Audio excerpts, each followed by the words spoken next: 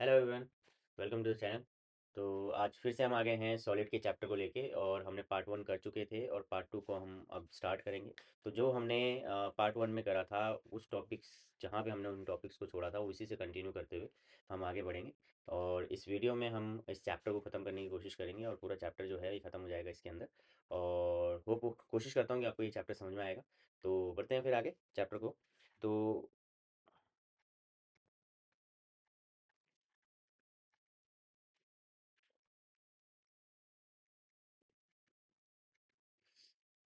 Models of elasticity. तो models of elasticity में अगर आपको ध्यान होगा, हम लोगों ने लास्ट में पढ़ते पढ़ते इलास्टिसिटी तक हमने पार्ट वन में पढ़ा था। और पार्ट वन में जब इलास्टिसिटी के बारे में पढ़ा था, तो बेसिकली हमने यही पढ़ा था कि अगर इलास्टिसिटी होता क्या है। तो अगर आपको ध्यान हो कि हमने इलास्टिसिटी जो था उससे पहले एक रिलेशन टॉपिक पढ़ा था, that is Hooke's law. Hooke's law के अंदर हमने ये पढ़ा था कि जो स्ट्रेस होता है वो स्ट्रेस डायरेक्टली प्रोपोर्शनल होता है स्ट्रेन के। ओके। तो इसके बेस पे हमारा एक रिलेशन निकल के आया था कि जो स्ट्रेस और स्ट्रेन को नीचे ले आएंगे तो स्ट्रेन जो है वो इक्वल टू हो जाएगा इलास्टिसिटी को। ठीक है। तो उन्हीं इलास्टिसिटी के बारे में यहाँ पे बात की जा रही है। यानी इलास्टिसिटी जो होता है वो रेशो होता है स्ट्रेस अपॉन में स्ट्रेन का। ठीक है। तो यही चीज़ यहाँ पे हम कंटिन्यू कर रहे हैं, मॉडल्स ऑफ इलास्टिसिटी। अगर किसी को ध्यान नहीं है कि हमने पिछली क्लास में क्या पढ़ा था, तो आप जाके मेरी इस चैप्टर की पार्ट वन जाके देख सकते हैं और फिर यहाँ पे आके कंटिन्यू कर सकते हैं। तो मॉडुलस ऑफ इलास्टिसिटी और वी कैन से इलास्टिसिटी। सो क्या है इलास्टिसिटी अगर हम देखें तो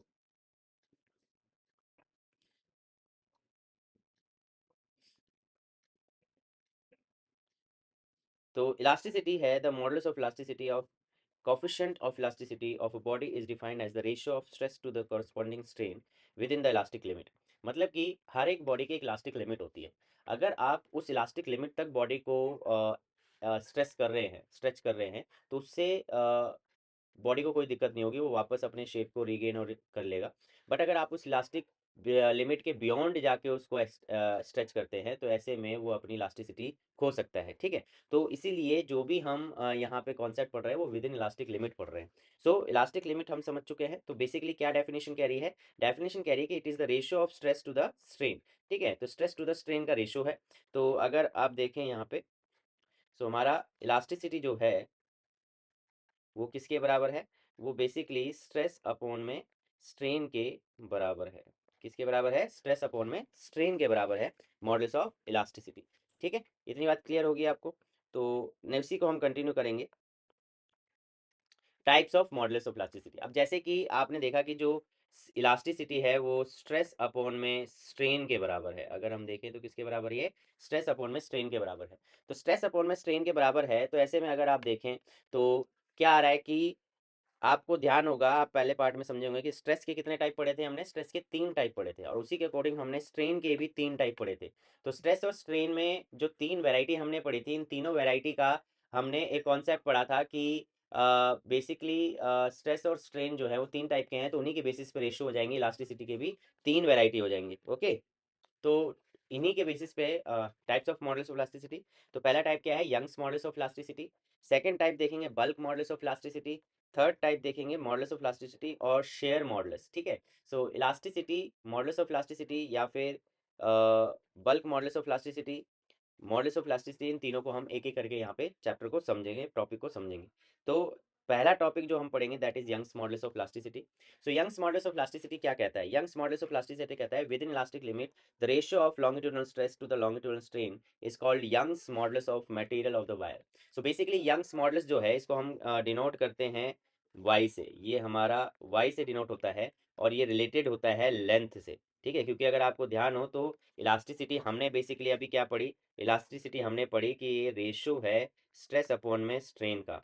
अब क्योंकि तीन तीन तीन वैरायटी हमने इनकी पढ़ी है, तो स्ट्रेस का सबसे पहली वैरायटी हमने जो पढ़ी है वो पढ़ी है लॉन्गिट्यूडनल स्ट्रेस, और उसी के साथ साथ हमने पढ़ा है लॉन्गिट्यूडनल स्ट्रेन। तो इसीलिए जब यंग्स मॉडल्स हम करते हैं तो अगर हम रेशो बनाते हैं तो लॉन्गिट्यूडनल यानी लेंथ को लेके बनाते हैं, यानी लॉन्गिट्यूडनल स्ट्रेस अपॉन में लॉन्गिट्यूडनल स्ट्रेन। ठीक है। ये जब रेशो होता है तो इसी को हम कहते हैं यंग्स मॉडुलस। अब आपको ध्यान होगा कि जब हम स्ट्रेस की बात करते हैं तो स्ट्रेस कोई सा भी हो, फॉर्मूला जो है वो बेसिकली क्या बनता है आपका? फोर्स अपॉन में एरिया। लॉन्गिट्यूडनल स्ट्रेस का फॉर्मूला बनता है फोर्स अपॉन में एरिया। और वहीं पे स्ट्रेन की बात करें तो लॉन्गिट्यूडनल है, चेंज इन लेंथ की बात कर रहा है, तो फॉर्मूला बनता है चेंज इन लेंथ अपॉन में लेंथ। तो अगर इसको हम थोड़ा सा सॉल्व करते हैं तो क्या निकल के आता है, फोर्स अपॉन में area change in length into में लेंथ।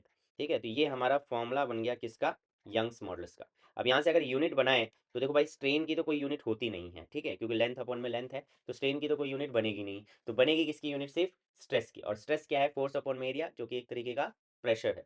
सो प्रेशर की यूनिट अगर हम देखें तो यहाँ पे यूनिट क्या बनती है, दैट इज पास्कल। और फॉर्मूले के अकॉर्डिंग हम यहाँ पे कॉन्सेप्ट कर कह सकते हैं क्या है बेसिकली, तो पास्कल यहाँ पे यूनिट बन गई, और पास्कल फोर्स अपॉन में एरिया है, तो ये इसके बराबर हो सकती है न्यूटन पर मीटर स्क्वायर। तो ये दोनों यूनिट आपको देखने को मिल सकती है जब हम यंग्स मॉडल्स ऑफ इलास्टिसिटी के बारे में बात कर रहे हैं। Generally Young's models of elasticity की जब हम बात कर रहे हैं तो वो बेसिकली एक लेंथ को लेके बात कर रहे हैं, तो यहाँ पे वायर को लेके ज़्यादातर क्वेश्चंस बनते हैं, वायर की लेंथ में चेंज आना और ये सारी चीज़ें, ठीक है। और इसी के बेस पे हम जो कॉन्सेप्ट पढ़ेंगे वो बेसिकली यही पढ़ने वाले हैं कि जो क्या कहते हैं कॉन्सेप्ट है, लेंथ बढ़ा रहे हैं तो स्ट्रेस और स्ट्रेन एक कर्व होता है, उसी के कॉन्सेप्ट को हम यहाँ पे पढ़ेंगे। जैसे कि आप देख रहे हैं स्ट्रेस स्ट्रेन कर्व, ठीक है। सो स्ट्रेस स्ट्रेन कर्व क्या कहता है, स्ट्रेस स्ट्रेन कर्व एक मेटेलिक वायर को लेकर कर रहा है, तो मैं जरा इसको बता देता हूँ कि एक तरीके से एक्सपेरिमेंटल कर्व बनाया गया है। जैसे हम ग्राफ बनाते हैं, मैथ्स में आप लोगों ने बहुत सारे ग्राफ बनाए होंगे, ठीक है, ऑब्जर्व करके, फिजिक्स के प्रैक्टिकल्स में आप ग्राफ बनाते हैं, तो उसी तरीके से ये भी एक ग्राफ है। और इस ग्राफ में किया क्या गया है कि एक मेटल की वायर ली गई है, और उस मेटल की वायर में वेट बढ़ाया गया है, यानी लोड बढ़ा रहे हैं, ठीक है, वेट बढ़ा रहे हैं। तो धीरे धीरे हम इस पे वेट बढ़ा रहे हैं, वेट बढ़ाते बढ़ाते हम ये देख रहे हैं, क्योंकि आप जब वेट बढ़ा रहे हैं तो स्ट्रेस बढ़ रहा है, स्ट्रेन बढ़ रहा है, तो इनको हमने ग्राफ पे प्लॉट किया है। और जब ग्राफ पे प्लॉट किया है और उसी को एक्सप्लेन किया है, तो एग्जाम में सिंपली एक क्वेश्चन आता है, explain the stress strain curve. तो स्ट्रेस स्ट्रेन कर्व एक्सप्लेन करने के लिए आ जाता है और उसी के बेसिस पे क्वेश्चन आ जाते हैं, ठीक है। तो जरा समझते हैं, ये आपके सामने ग्राफ है, ग्राफ आपके सामने दिख रहा होगा, इसी ग्राफ को हम समझेंगे जरा, ठीक है, कि क्या कह रहा है ग्राफ। ग्राफ में अगर आप देखेंगे तो कुछ पॉइंट्स आपको दिख रहे हैं। सो बेसिकली सबसे पहली बात यह है कि ग्राफ में जो चेंज आया है वो सिर्फ 30% ऑफ द वायर में आया है, यानी कि अगर वायर 100 मीटर की है और 100 मीटर की वायर पे हम वेट लोड रख रहे हैं, तो उसका 30% ही वायर में चेंज आया है, यानी कि 100 मीटर का सिर्फ 30 मीटर ही वायर में चेंज आया है, उससे ज़्यादा का नहीं आया है, ठीक है। यानी कि अगर 1 मीटर की वायर है, 30 मीटर तो बहुत, 100 मीटर तो बहुत लंबी वायर हो गई, अगर 1 मीटर की वायर अगर हम लेते हैं तो उस पर सिर्फ कितना आएगा, 0.3 मीटर की वायर में चेंज आएगा। ये यहाँ पे देखने को मिलता है सबसे पहली बात। फिर चलिए ठीक है, उसके बाद हम देखते हैं कि पहला, अब ग्राफ, एक क्वेश्चन क्या आता है, क्वेश्चन ये आता है कि ये ग्राफ बना के दिखाइए और इस ग्राफ को एक्सप्लेन करिए। तो एक्सप्लेन कैसे करेंगे, तो इसमें ना सेक्शन वाइज आपको ग्राफ को एक्सप्लेन करना पड़ेगा। जैसे आपको दिख रहा होगा, ओ से ए का सेक्शन एक बनेगा, फिर ओ से बी का एक सेक्शन बनेगा, ओ से सी का बनेगा, और एक डी का बनेगा, ठीक है। तो ये सेक्शंस बनते हैं इसमें जो आपको एक्सप्लेन करने होते हैं। सबसे पहला पैराग्राफ जो है वो आपको ओ से ए के ग्राफ के लिए एक्सप्लेन किया जाएगा, तो जिसमें बोला जाएगा कि जैसे जैसे स्ट्रेन बढ़ रहा है वैसे वैसे स्ट्रेस बढ़ रहा है, और ये दोनों प्रोपोर्शनली बढ़ रहे हैं, और ए पॉइंट तक हम स्ट्रेस को बढ़ाते हैं, जिसके वजह पे अगर हम डिफॉर्मिंग फोर्स, क्योंकि हम वेट रख रहे हैं, वो एक तरीके का डिफॉर्मिंग फोर्स है, तो डिफॉर्मिंग फोर्स को हम जैसे हटाते हैं, जिस तरीके जैसे हम डिफॉर्मिंग फोर्स को हटाएंगे, तो डिफॉर्मिंग फोर्स को हटाते ही यहाँ पे क्या होगा कि ये वायर वापस से अपने शेप को रिगेन कर लेगा। तो इसीलिए इसको हम कहते हैं इलास्टिक बिहेवियर, यहाँ पे ये दिखाता है, और प्रोपोर्शनल लिमिट भी कहते हैं इसको, ठीक है। तो यहाँ पे क्यों क्यों क्योंकि यहाँ पे क्या है, ए पॉइंट हमारा क्या कहलाया जा रहा है, प्रोपोर्शनल लिमिट। क्यों कह रहे हैं प्रोपोर्शनल लिमिट, क्योंकि बेटा यहाँ पे हो ये रहा है कि वायर जो है प्रोपोर्शनली चेंज दिखा रहा है स्ट्रेस और स्ट्रेन में, ठीक है। जैसे जैसे स्ट्रेस बढ़ रहा है वैसे वैसे स्ट्रेन बढ़ रहा है, इसलिए ए पॉइंट को हम प्रोपोर्शनल लिमिट कहते हैं, और इस पूरे सेक्शन को हम इलास्टिक बिहेवियर कहते हैं, जिसमें ये वापस यहाँ पे अपनी ओरिजिनल शेप पे आ जाता है, ठीक है। अच्छा, अगर हम ए लिमिट के बियॉन्ड, ए पॉइंट के बियॉन्ड अगर इस पे फोर्स लगाते हैं तो ये बी पॉइंट तक जाएगा, तो आप देखोगे ये अपनी प्रोपोर्शनैलिटी खो देता है, क्योंकि यहाँ पे आके जो कर्व है वो ग्राफ जो है कर्व हो जाता है, तो बी पॉइंट तक जाता है, और फिर हम जब डिफॉर्मिंग फोर्स हटाते हैं, यानी कि वो वेट को हटाते हैं, वो फिर से वापस अपनी ओरिजिनल शेप को रिगेन कर लेता है, ठीक है। बट यहाँ पे देखने को एक बात है कि वो अपनी प्रोपोर्शनैलिटी बिहेवियर को खो चुका है, यानी स्ट्रेस और स्ट्रेन अब एक डायरेक्टली प्रोपोर्शन नहीं रहे, ठीक है। दूसरी बात, जो बी पॉइंट है वो एक इलास्टिक लिमिट है, यानी कि बी पॉइंट तक अगर हम बढ़ा रहे हैं तो वो वेट को बढ़ा रहे हैं, और वापस जब उस वेट को हटा रहे हैं तो वो वापस अपने शेप में रिगेन कर ले रहा है, अपने शेप में वापस आ जा रहा है, साइज में वापस आ जा रहा है। पर अगर मैं बी पॉइंट के बियॉन्ड जाता हूँ, सी पॉइंट, तो अब वायर जो है वो अपने ओरिजिनल शेप को रिगेन नहीं करेगा, अब वो सीधा इस पॉइंट पे आ जाएगा, मतलब कि इतना पोर्शन अब उसका परमानेंटली चेंज हो चुका है, ये परमानेंट चेंज हो चुका है, मतलब यूँ समझ लो। और ये चेंज 1% से कम है, मतलब कि बेसिकली अगर वायर की लेंथ 1 मीटर है, तो वो 1 मीटर से उसमें जो चेंज आ गया है वो 0.05 मीटर का चेंज आ चुका है, यानी कि अब जो लेंथ है जो 1 मीटर की थी वो अब 1.05 मीटर की है, ठीक है। तो बेसिकली अब लेंथ उसकी बढ़ चुकी है, जो कि परमानेंट लेंथ बन चुकी है। दैट मीन्स हमने उसकी इलास्टिक लिमिट को क्रॉस कर दिया है, और क्योंकि इलास्टिक लिमिट क्रॉस कर दिया है तो अब वो अपने ओरिजिनल शेप और साइज में नहीं जा पाएगा, उसके अंदर एक परमानेंट चेंज आ चुका है, उसकी लेंथ परमानेंटली इंक्रीज हो चुकी है। तो इसमें यही बताया गया, इसीलिए हम इसको परमानेंट सेट कहते हैं, ठीक है। उसके बाद अगर हम सी पॉइंट के बियॉन्ड अगर हम फोर्स लगाते हैं और डिफॉर्म करते हैं, तो हम देखते हैं कि हमें स्ट्रेस यानी कि वेट ज़्यादा लगाना भी नहीं पड़ रहा है, और स्ट्रेन बहुत ज़्यादा है। मतलब आप इस पोर्शन से इस पोर्शन अगर आप देखते हैं, तो पोर्शन से इस पोर्शन से ये पोर्शन अगर देख रहे हो, तो आप देखोगे कि ये वाला पोर्शन कितना कम है, ठीक है, और ये वाला पोर्शन कितना ज़्यादा है। ये क्या बताता है? ये बताता है कि हमने स्ट्रेस कम लगाया फिर भी स्ट्रेन बहुत ज़्यादा आ गया, क्योंकि ये क्या शो कर रहा है, ये बेसिकली एक प्लास्टिक बिहेवियर शो कर रहा है। प्लास्टिक बिहेवियर शो करने का मतलब यहाँ पे क्या है कि आप अब वायर पे ज़्यादा फोर्स नहीं भी लगा रहे हो तो भी उसकी लेंथ बढ़ती जा रही है, ठीक है, और वो वापस रिगेन नहीं हो रही है, उसमें लेंथ में बढ़ा हुआ आता जा रहा है, आता जा रहा है, बढ़ता जा रहा है, ठीक है। इस पॉइंट के बाद आप देखो, ये वाला जो पॉइंट है, इसके बाद हम स्ट्रेस बढ़ा नहीं रहे हैं, देखो स्ट्रेस घट रहा है और फिर भी स्ट्रेन हो रहा है, फिर भी उसके अंदर एक चेंज आ रहा है, हमने स्ट्रेस नहीं भी बढ़ाया तब भी एक चेंज आ रहा है, ठीक है। तो ये चेंज जो है, ये चेंज आने की वजह क्या है? आप देखो यहाँ पे इस पोर्शन में जो है ना, यहाँ पे नेक एंड वेस्ट बनना स्टार्ट हो जाते हैं। क्या बनना स्टार्ट हो जाते हैं? Neck and waist. तो ये क्या होता है नेक एंड वेस्ट? तो आपने देखा होगा कि जब वायर या फिर टेप को आप खींचते हो, तो एक पॉइंट आता है जहाँ पे वायर के ऊपर जो ऊपर प्लास्टिक रीजन होता है उसमें कुछ वाइट वाइट जगह जगह पे बनने लगता है, जगह जगह पे वाइट बनने लगता है, जगह जगह पे टेप पे आप देखोगे खींचोगे तो जगह जगह पे आप ट्राई करना कि टेप को अगर खींचेंगे तो उस पर वाइट वाइट बनने लगता है, तो वो इसका मतलब है कि वो नेक वेस्ट बनना है, ठीक है, कि मतलब अब वो एक सिग्नल है कि अब ये टूटने वाला है।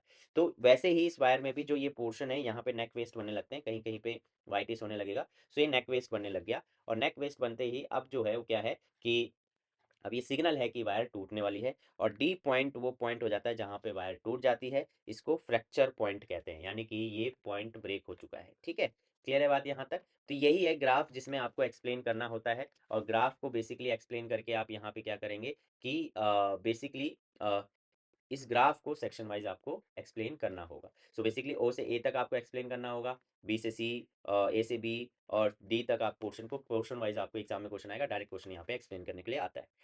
अच्छा, सर्दी आ गई बेटा। ओके, अब इसमें एक क्वेश्चंस बनते हैं, जैसे कि बिहेवियर के लेके बनते हैं। तो यहाँ पे है क्या कि एक क्वेश्चन बनते हैं कि जैसे ग्राफ को लेके कि ग्राफ जो है इस तरीके से ग्राफ आपको दे दिया जाता है कि ये एक ग्राफ है, तो अगर इसमें इस तरीके का एक ग्राफ है और एक ग्राफ ऐसा है, तो आप देखेंगे इन दोनों ग्राफ में, एक ग्राफ ए एक ग्राफ बी, दोनों ग्राफ में क्या डिफरेंस देखने को मिल रहा है? दोनों ग्राफ में डिफरेंस ये देखने को मिल रहा है कि जो ए ग्राफ है उस ग्राफ में, ए ग्राफ है उसमें जो ये प्लास्टिक रीजन है वो ज़्यादा है, बी ग्राफ में ये प्लास्टिक रीजन कम है। तो जिसमें प्लास्टिक रीजन ज़्यादा होगा वो ज़्यादा स्ट्रॉन्ग वायर होगी, ठीक है, यानी कि इसकी प्लास्टिक रेंज ज़्यादा है और इसकी प्लास्टिक रेंज कम है। तो ये बेसिकली एक मेटल यानी मेटल वायर को समझा बता रहा है, यानी कि एक डक्टाइल, ये ज़्यादा डक्टाइल मटेरियल है, ठीक है। डक्टाइल किसे? जिसकी वायर बनाई जा सकती है, ठीक है। और इसकी क्योंकि फ्रैक्चर पॉइंट बहुत जल्दी आ गया है तो ये बहुत जल्दी टूट जाएगा, इसका मतलब क्या है? ये ब्रिटल है, ठीक है। तो ये केस यहाँ पे आता है। क्लियर है बात? तो ये मटेरियल के बारे में कि बहुत जल्दी टूट जाते हैं। उसके बाद अगर हम बात करते हैं यहाँ पे एंगल की, तो ये बेसिकली जो एंगल है, ये एंगल हमें दिखाता है स्लोप, और ये यंग्स मॉडुलस को बताता है, ठीक है। तो जिसका जितना ज़्यादा एंगल होगा वो उतना ही ज़्यादा स्ट्रांग होगा, ठीक है, जितना ज़्यादा एंगल होगा उतना ज़्यादा स्ट्रांग होगा, और यंग्स मॉडुलस भी उसका सबसे ज़्यादा होगा, ठीक है। तो ये यहाँ पे कॉन्सेप्ट होता है, इसके ऊपर क्वेश्चन आते हैं जो आपको ध्यान में देना है, ठीक है। चलिए हम नेक्स्ट आगे की तरफ बढ़ते हैं, that is bulk modulus of elasticity. So bulk modulus of elasticity क्या कहता है? बल्क मॉडुलस ऑफ इलास्टिसिटी कहता है within the elastic limit the ratio of normal stress to the volumetric strain is called bulk modulus of elasticity. Again क्योंकि हम elasticity की बात कर रहे हैं, तो इलास्टिसिटी है क्या? बेसिकली स्ट्रेस अपॉन में स्ट्रेन है, तो उसी के बारे में बात होगी। और स्ट्रेस अपॉन में स्ट्रेन है तो होगा क्या कि यहाँ पे कॉन्सेप्ट ये है कि स्ट्रेस अपॉन में स्ट्रेन के लिए कि स्ट्रेस अब दूसरे टाइप का आ जाएगा, ठीक है। तो यहाँ पे बल्क मॉडुलस है, तो यहाँ पे normal stress to the volumetric strain है। तो यहाँ पे कॉन्सेप्ट आप समझ सकते हो कि अगर लेट्स से कि मैं एक बॉल है उसको मैं वाटर के अंदर डालता हूँ, तो इसमें हर जगह से क्या होगा? प्रेशर डालेगा, हाइड्रोस्टैटिक प्रेशर हमने पढ़ा था, हाइड्रोस्टैटिक स्ट्रेस। तो ये हर जगह से इस पे क्या लगेगा? प्रेशर लगेगा, ठीक है। तो नॉर्मल प्रेशर हो जाएगा, और इसका जो वॉल्यूम है वो फिर क्या हो जाएगा? डिक्रीज हो जाएगा। तो ये चेंज इन वॉल्यूम आ जाएगा। तो यहाँ पे जो नॉर्मल स्ट्रेस है, नॉर्मल स्ट्रेस, ये नॉर्मल स्ट्रेस बेसिकली प्रेशर को ही बोल रहे हैं, जो कि क्या होगा, फोर्स अपॉन में एरिया। और वॉल्यूमेट्रिक स्ट्रेन की अगर मैं बात करूँ, वॉल्यूमेट्रिक स्ट्रेन की अगर मैं बात करता हूँ, तो वो यहाँ पे क्या होगा, वो होगा that is delta we upon में वी। अब यहाँ पे क्योंकि वॉल्यूम डिक्रीज हो रहा है, तो इसलिए हम इसके आगे माइनस लगाएंगे। और बल्क मॉडुलस है, तो बल्क मॉडुलस के से डिनोट कर रहे हैं, तो क्या होगा, volume normal stress, normal stress upon में volumetric strain. So normal stress की अगर मैं बात करूँ तो क्या है, फोर्स अपॉन में एरिया। और वॉल्यूमेट्रिक स्ट्रेन की बात करूँ तो डेल्टा वी अपॉन में भी माइनस का। तो मैं इसको पी लिख सकता हूँ, इसको वी लिख सकता हूँ, इसको डेल्टा वी लिख सकता हूँ। तो ये मेरे पास फॉर्मूला आ गया P V by delta we minus का। तो ये बल्क मॉडुलस बन गया। अगेन इसकी यूनिट क्या रहेगी, पास्कल या फिर न्यूटन मीटर इनवर्स स्क्वायर। क्यों, क्योंकि वॉल्यूमेट्रिक स्ट्रेन की तो कोई यूनिट होगी नहीं, वॉल्यूम अपॉन में वॉल्यूम है। ठीक है, तो प्रेशर की यूनिट यहाँ पे होगी, दैट इज के। क्लियर है बात। तो और इसलिए ये यहाँ पे बल्क मॉडुलस हो जाता है। ओके, नेक्स्ट जो टर्म है इसमें कंप्रेसिबिलिटी है, तो आप इसको नोट कर लेना। कंप्रेसिबिलिटी क्या है, बेसिकली बल्क मॉडुलस का ही हम रेसिप्रोकल कर दें तो वो कंप्रेसिबिलिटी आ जाता है।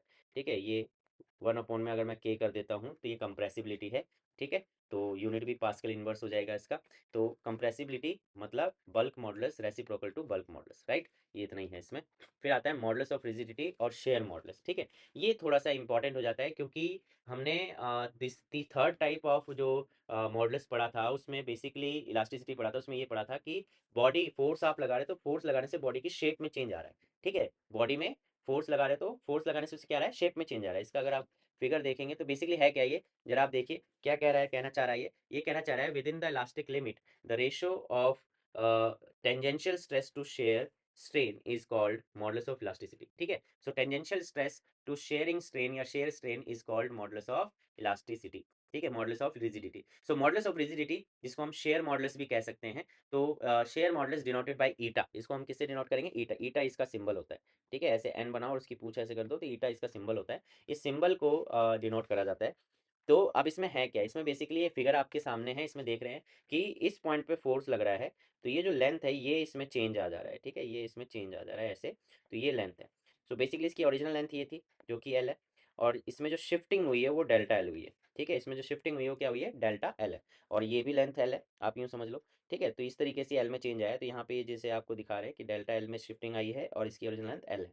तो इसके कंपेयर में हम इसको देखते हैं, ये वाली जो लेंथ होती है ना, इसके कंपेयर में हम कहते हैं कि कितना शिफ्ट हुआ है। तो टेंजेंशियल स्ट्रेस, अब भाई देखो रेशो ही है। ठीक है, ये क्या है, रेशो है। टेंजेंशियल स्ट्रेस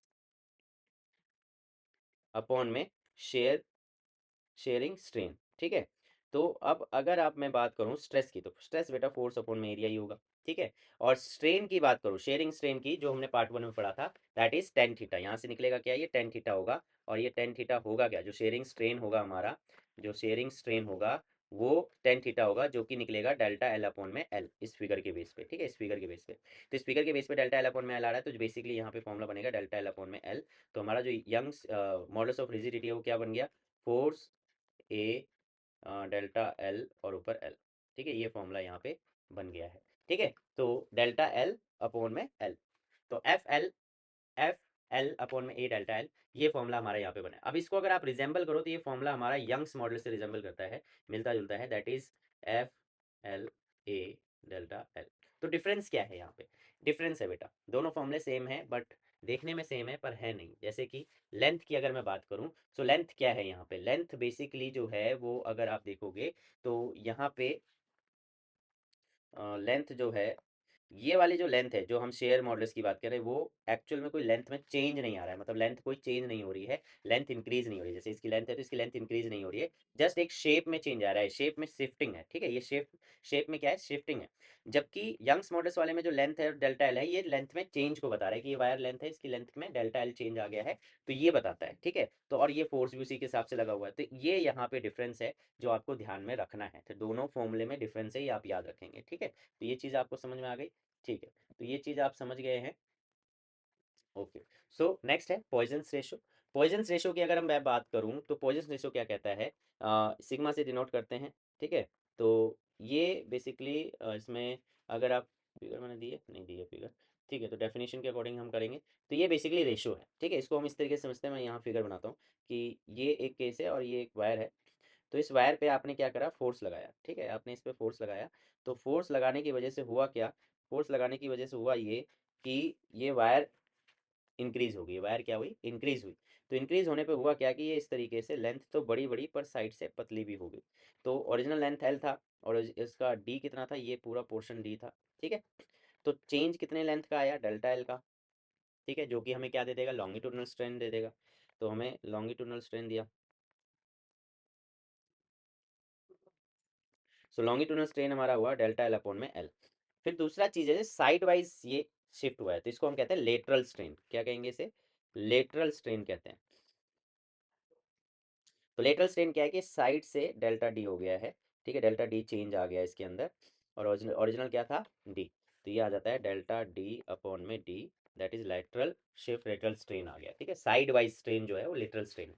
तो पॉइजन रेशो रेशो होता है किसका, lateral strain to the longitudinal strain का, ठीक है। So within the elastic limit the ratio of lateral strain to the longitudinal strain is called Poisson's ratio. तो ये यहाँ पे स्पेलिंग मिस्टेक हो गई है, इस पे ध्यान नहीं देंगे। सो पॉइजन्स रेशो, ठीक है। तो सिग्मा इज इक्वल टू यहाँ पे रेशो हो गया, that is lateral strain upon में लॉन्गिट्यूडनल स्ट्रेन। तो क्या आएगा, लेटरल स्ट्रेन हमारा डेल्टा एल अपॉन में एल आ गया, और लॉन्गिट्यूडनल, सॉरी सॉरी सॉरी,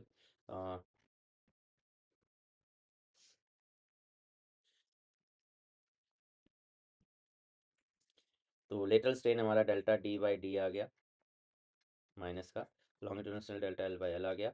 तो रेशो क्या निकल के आ रहा है, रेशो निकल के आ रहा है हमारे पास डेल्टा डी अपॉन में D delta L into L minus का, ये हमारा पॉइजन रेशो आ गया। अब आप सोचिए इसकी यूनिट क्या हो सकती है, ठीक है। आप सोचिए जरा यूनिट क्या होगी इसकी।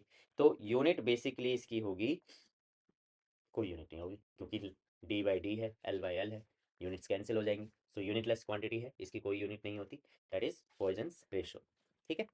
बढ़ते next topic, elastic potential energy of stretch wire. तो यहाँ पे क्या है कि हमें पोटेंशियल एनर्जी निकालनी है स्ट्रेच वायर के लिए। तो एक छोटी सी ये डेरिवेशन है, डेरिवेशन टाइप आप समझ सकते हैं इस चैप्टर की। तो इसको हम करते हैं, कैसे करेंगे, तो आप कॉपी में इसको नोट करते चलेंगे, जिस तरीके से मैं कर रहा हूँ उसी तरीके से करते रहेंगे। तो बॉडी के ऊपर पॉइंट वाइज हम देखेंगे। तो बॉडी के ऊपर जो है, बॉडी के ऊपर ऐसे पूरे बोर्ड पे कराता हूँ। बॉडी के ऊपर क्या है कि पहली चीज़ जो यहाँ पे लगेगी वो है इनिशियल फोर्स जो लग रहा था, वो इसके ऊपर क्या लग रहा था, वायर। अगर मैं वायर एक ले रहा हूँ तो उसके ऊपर इनिशियल फोर्स क्या लग रहा था। सो इनिशियल फोर्स जो था वो था उसके ऊपर 0, ठीक है। फाइनल फोर्स उसके ऊपर लगा एफ, जब बाद में उसके ऊपर फोर्स लगाया एफ। तो एवरेज फोर्स कितना लगा उसके ऊपर, एवरेज फोर्स लग गया that is F plus 0/2, that is F by two. तो एक एवरेज फोर्स उसके ऊपर लगा वायर के ऊपर, that is F by two. और इस एफ बाई टू फोर्स लगने की वजह से इसमें क्या क्या आया, इसमें चेंज इन लेंथ आया। तो चेंज इन लेंथ क्या बोल रहा है, चेंज इन लेंथ बोल रहा है डेल्टा एल, ठीक है।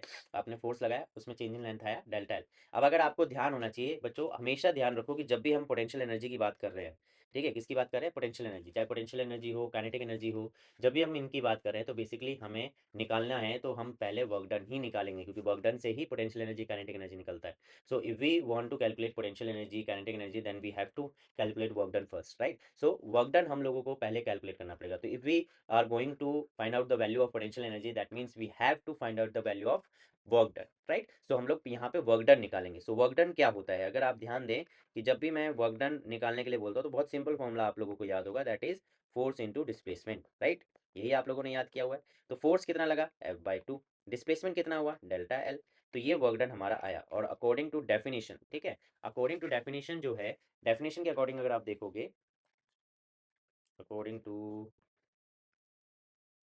डेफिनेशन, तो पोटेंशियल एनर्जी किसके बराबर होता है, वर्क डन के, जो कि 1/(f)(डेल्टा एल) आया, ठीक है। इतनी बात सबको समझ में आ गई होगी अकॉर्डिंग टू डेफिनेशन। तो ये हमारा अभी आया, इसको आगे हम और कंटिन्यू करते हैं। तो ये आ गया। मैं अब इसमें क्या कर रहा हूँ, एरिया इंटू लेंथ। मान लो ये वायर है और इस वायर का एक एरिया है, क्रॉस सेक्शनल एरिया ए है, लेंथ एल है। तो इससे क्या आएगा, वॉल्यूम आएगा। तो मैं इसको क्या कर रहा हूँ, वॉल्यूम से मल्टीप्लाई कर रहा हूँ और डिवाइड कर रहा हूँ, जिसे इक्वेशन में कोई चेंज नहीं आएगा। वॉल्यूम का बहुत जनरल फॉर्मूला है जो आपको याद होना चाहिए, that is a into L. A into L जो है वो वॉल्यूम को रिप्रेजेंट करता है, ठीक है। तो किसी भी सिलेंड्रिकल बॉडी का, अगर आप सिलेंड्रिकल कह लो या क्यूबॉइड टाइप में कह लो, क्यूब टाइप में कह लो, अगर उसकी एरिया निकाल वॉल्यूम निकालना है तो एरिया इंटू लेंथ एक जनरल फॉर्मूला बन जाता है। अब एरिया के अलग अलग फॉर्मूले हो सकते हैं depending on the shape of the body, ठीक है। तो यहाँ पे हम क्या कर रहे हैं, multiply and dividing, multiplying and dividing by area into length. तो u इज इक्वल टू मेरे को क्या मिला, that is half F L into A L, ये मल्टीप्लाई कर दिया और डिवाइड कर दिया ए और सॉरी डेल्टा एल है अपॉन में एल। तो ये आया। तो अगर आप देखोगे तो क्या बना यहाँ पे, डेल्टा एल अपॉन में एल, फोर्स अपॉन में एरिया। तो u is equal to half, force upon में एरिया क्या होता है, stress, delta L by L क्या होता है, स्ट्रेन, और एरिया इंटू लेंथ क्या हो गया, वॉल्यूम। तो ये भी एक फॉर्मूला बन गया हमारे पास। ठीक है। अच्छा, अब अगर आप ध्यान दें, एज यंग्स मॉडल्स किसके बराबर होता है, स्ट्रेस अपॉन में स्ट्रेन के। यंग्स मॉडल्स किसके बराबर होता है, स्ट्रेस अपॉन में स्ट्रेन के। तो यहाँ से अगर मैं स्ट्रेन निकालूं, अगर मैं यहाँ से स्ट्रेन निकालूं तो स्ट्रेन क्या आएगा, स्ट्रेन निकाल लूँ या स्ट्रेस निकाल लूँ, तो स्ट्रेस स्ट्रेस यहाँ से निकल के आता है, स्ट्रेस निकल के आता है, that is Young's modulus into में स्ट्रेन। ठीक है। तो इसको मैं इस पूरी वैल्यू को इस इक्वेशन में पुट करता हूँ, तो u इज इक्वल टू क्या निकल के आता है मेरे पास, that is half into Y, और स्ट्रेन दो बार आ गया तो स्ट्रेन का स्क्वायर इंटू में वॉल्यूम। ठीक है। और ये वॉल्यूम को भी नीचे ले आऊँ तो volume is equal to half into Y into strain का स्क्वायर। ठीक है। और ये जो होता है इसको हम स्मॉल u से डिनोट कर सकते हैं, that is potential energy per unit volume. ठीक है। तो हाफ इंटू वाई इंटू, इसको इस तरीके से लिख लो, हाफ वाई स्ट्रेन का स्क्वायर। तो ये आ गया आपका potential energy per unit volume, और ये आ गया पोटेंशियल एनर्जी। ठीक है, टोटल पोटेंशियल एनर्जी। दोनों में डिफरेंस क्या है, वॉल्यूम का डिफरेंस है, वॉल्यूम से डिवाइड कर दे रहे हो तो आ जा रहा है potential energy per unit volume, और अगर नहीं डिवाइड कर रहे हो, जस्ट मल्टीप्लाई कर रहे हो, तो आपका टोटल पोटेंशियल एनर्जी आ रहा है एक स्ट्रेस्ड वायर का। तो ये डेरिवेशन टाइप हो गई जो आपको नोट करनी चाहिए। ठीक है, आप इसको जूम करके, स्टॉप करके, जूम करके आप देख सकते हैं और इसको नोट कर सकते हैं। तो इसी तरीके से आपको ड्राइव करना पड़ेगा और इसी के ऊपर न्यूमेरिकल आते हैं। ठीक है, चलिए आगे बढ़ते हैं। ओ, तो अभी आपने पोटेंशियल एनर्जी की डेफिनेशन पढ़ी। ठीक है। तो ये चैप्टर था, इसके अंदर हमने बेसिकली सारे इंपॉर्टेंट टॉपिक इसके अंदर पढ़ चुके हैं। ठीक है। और अगर आप लोगों को मेरी वीडियो पसंद आई है, अच्छे से समझ में आया है, तो चैनल को सब्सक्राइब जरूर करेंगे, लाइक जरूर करेंगे और दोस्तों के साथ शेयर करेंगे। अगर हमारे चैनल पे आप नए हैं तो चैनल को सब्सक्राइब जरूर करिए, और जो पुरानी वीडियोज़ हैं उनको जाके आप देख सकते हैं, चैप्टर को समझ सकते हैं। ठीक है। आज के लिए इतना ही, मिलते हैं नेक्स्ट वीडियो में। Till then, bye bye.